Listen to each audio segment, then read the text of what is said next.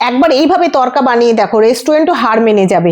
এখানে ভালো করে আমি 2 রকম ডাল নিয়ে জল দিয়ে ফ্রেশ একদম মানে যতক্ষণ না নোংরাটা বেরাবে ধুয়ে নিয়েছি, একদম ক্লিন হয়ে যাবে। এরপর প্রেসারের মধ্যে দিয়ে দাও। প্রেসারের মধ্যে দিয়ে অল্প একটু নুন, লঙ্কা আর কতগুলো গোটা গরম মশলা দিয়ে হলুদ দিয়ে সিটি মেরে দাও জল দিয়ে। এবার সেদ্ধ হয়ে গেছে, সাইডে রেখে দাও। দিয়ে ডিম ভেঙে ফেটিয়ে নাও, ডিমটাকে ভালো করে ফেটাও, ফেটিয়ে নিয়ে একটা অমলেট মতো বানিয়ে নাও, ঝুরঝুরে মতো। ডিমেতে একটু নুন দিয়ে দিয়েছি কিন্তু।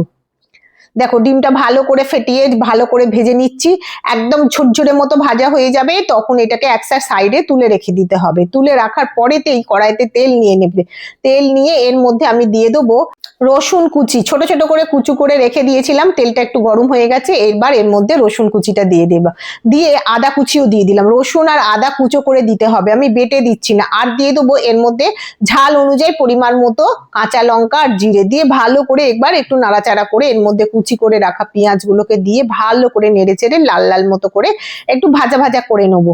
দেখো একটু ভাজা ভাজা হয়ে গেছে, এর মধ্যে টমেটো দিয়ে দিলাম। টমেটোটা দিলেও একটুখানি নাড়াচাড়া করতে হবে, অল্প একটুখানি নুন দিয়ে দেবে এর মধ্যে, তাহলে টমেটোটা তাড়াতাড়ি নরম হয়ে যাবে। এবার সমস্ত রকম গুঁড়ো মশলা একটা একটা করে এর মধ্যে দিয়ে দিলাম, দিয়ে ভালো করে কষাতে থাকলাম। কষাতে অল্প একটু জল দিয়ে দিলাম, সেদ্ধ করা ডালের জলটাই এর মধ্যে দিয়েছি, আর অন্য কোনো জল দিইনি। এবার অল্প অল্প করে কষাতে কষাতে আবারও একটু স্বাদ মতো পরিমাণ মতো নুন দিয়ে দিলাম।